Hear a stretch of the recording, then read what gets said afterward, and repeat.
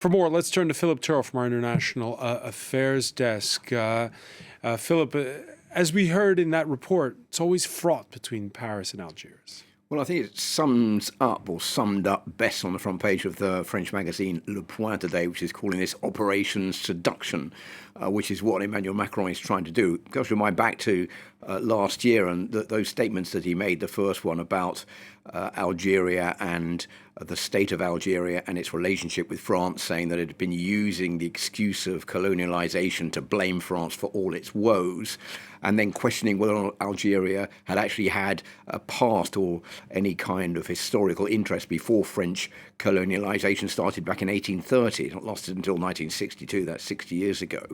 That statement really did irritate the leadership in Algiers and made a complete U-turn on what Emmanuel Macron had achieved during his first visit, during his first year in office in 2017.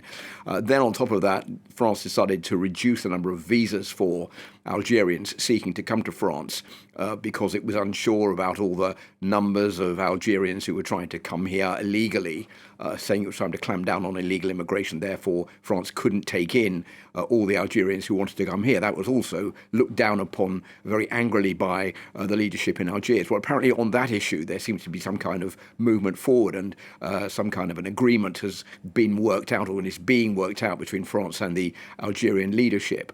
And I think Emmanuel Macron has more or less gone back on what he said as far as the colonialization of Algeria is concerned, saying that he thinks that his words were misinterpreted, and he's sorry about that and didn't want to offend anybody in the top of Algeria's spheres. But you can see from that vox pop that I think the feeling in Algeria is that France is coming, but France is not really going to bring anything to Algeria. What he wants to do is to take advantage of what Algeria has to offer and take that back to France. And what it has to offer is natural gas, particularly at a time when Europe is trying to wean itself off of its dependency on Russia.